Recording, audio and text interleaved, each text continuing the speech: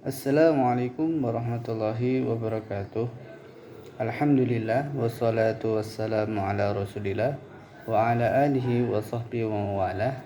Amma ba'du.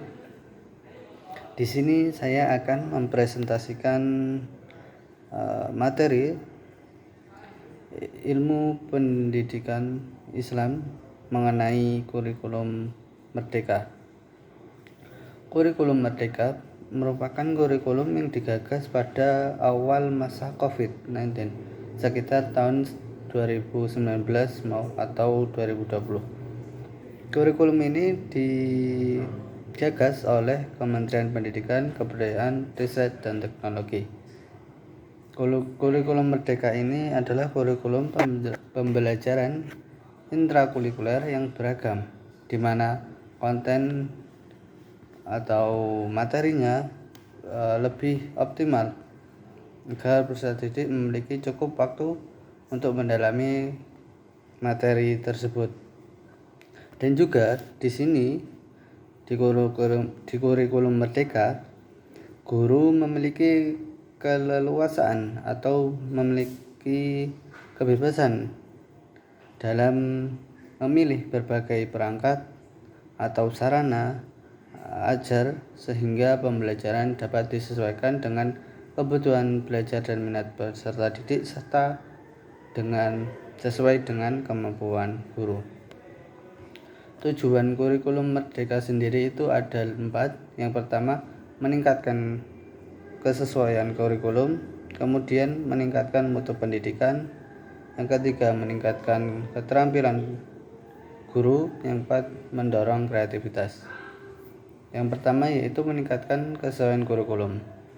Seiring berkembangnya zaman, maka tantangan yang dihadapi oleh dunia pendidikan maka akan selalu berubah-ubah.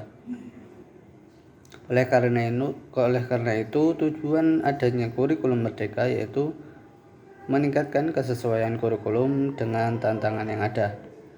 Kemudian yang kedua, meningkatkan mutu pendidikan, di mana dengan seiringnya perkembangan zaman maka kebutuhan ataupun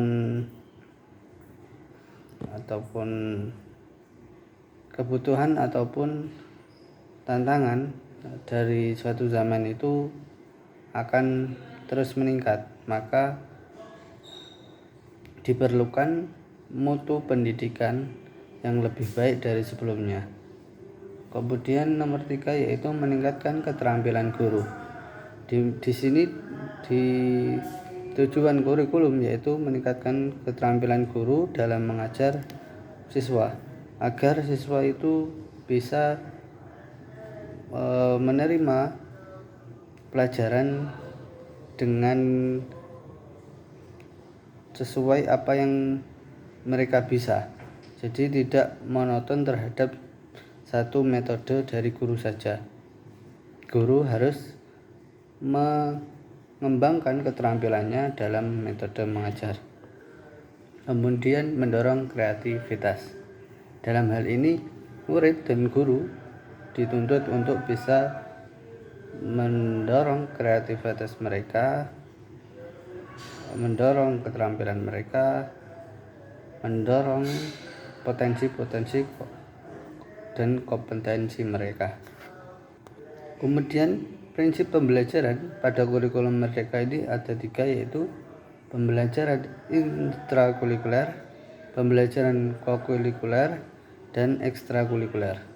Yang pertama ada pembelajaran intrakurikuler, yaitu pembelajaran yang dilakukan secara diferensial sehingga siswa dapat mendalami konsep ataupun mendalami materi dengan sesuai yang dibutuhkan, dan di sini guru dapat memilih perangkat ajar yang sesuai dengan keadaan tersebut.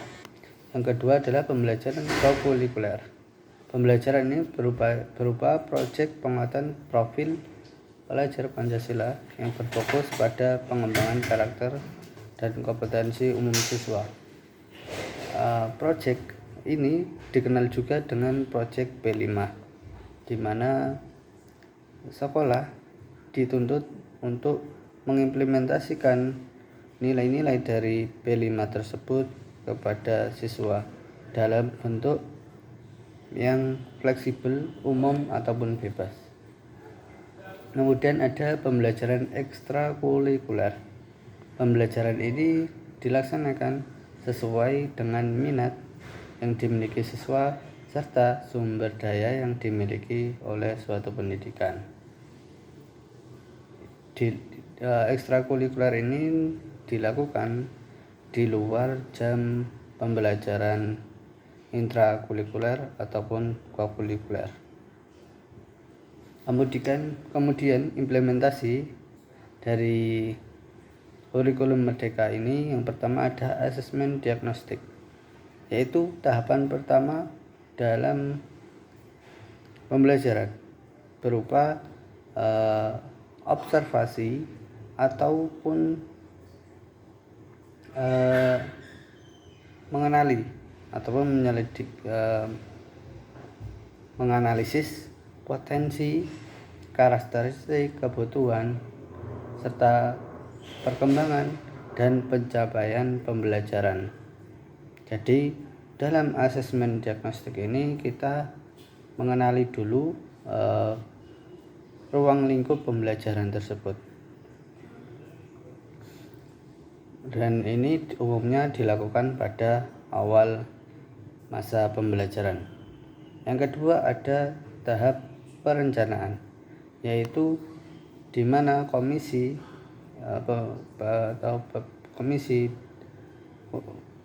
membuat komisi perancang kurikulum, baik itu berupa dari kementerian ataupun dari lembaga, itu menyusun perencanaan proses pembelajaran yang dilakukan pada periode pembelajaran tersebut. Berdasarkan poin pertama tadi, yaitu berdasarkan observasi yang telah dilakukan. Kemudian yang ketiga adalah implementasi dari perencanaan tersebut. Jadi setelah melakukan observasi dan melakukan perencanaan, maka tahap akhir yaitu pembelajaran tersebut, implementasi dari poin 1 dan poin 2. Lalu di situ disandingi dengan proses evaluasi pembelajaran yang dilakukan. Kemudian ada manfaat kurikulum Merdeka. Yang pertama yaitu 1. Sekolah bersinergi dengan pemerintah daerah dan orang tua agar bisa menemukan solusi yang efektif untuk menjawab tantangan pendidikan yang terjadi. Jadi manfaat kurikulum Merdeka ini dapat mengembangkan problem solving dari tantangan pendidikan, baik itu dari guru, dari murid, ataupun dari orang tua, wali. Kemudian yang kedua, sekolah bisa meningkatkan kualitas pendidikan yang diterima peserta didik, di mana sebelumnya sekolah hanya menargetkan pada akademik saja, nilai-nilai akademik. Namun pada kurikulum Merdeka ini sekolah bisa mengembangkan penilaiannya atau pencapaian pembelajaran tidak hanya akademik tapi juga dengan keterampilan serta karakter siswa. Kemudian yang ketiga, kinerja guru menjadi lebih fokus karena adanya pengurangan beban administrasi, di mana kurikulum Merdeka ini guru dibebaskan atau diberi kebebasan dalam memilih metode pembelajaran, dan juga guru difokuskan untuk proses pembelajaran saja dan dikurangi dalam masalah administrasi. Kemudian keunggulan kurikulum yaitu yang pertama, peserta didik tidak dipaksa untuk mempelajari suatu mata pelajaran karena dalam kurikulum merdeka peserta didik itu dibolehkan untuk memilih matkul yang pelajaran yang sesuai dengan kebutuhan siswa tersebut. Jadi tidak ada paksaan untuk mempelajari pembelajaran di luar yang dibutuhkan siswa tersebut. Kemudian pembelajaran terasa lebih menyenangkan karena dapat disesuaikan dengan kompetensi peserta didik, di mana guru dan murid itu memiliki hubungan untuk menciptakan sebuah lingkungan ataupun metode di dalam proses pendidikan yang sesuai dengan kebutuhan peserta didik dan kemampuan pendidik. Kemudian yang ketiga yaitu peserta didik tidak dipaksa atau diburu-buru untuk menguasai suatu mata pelajaran karena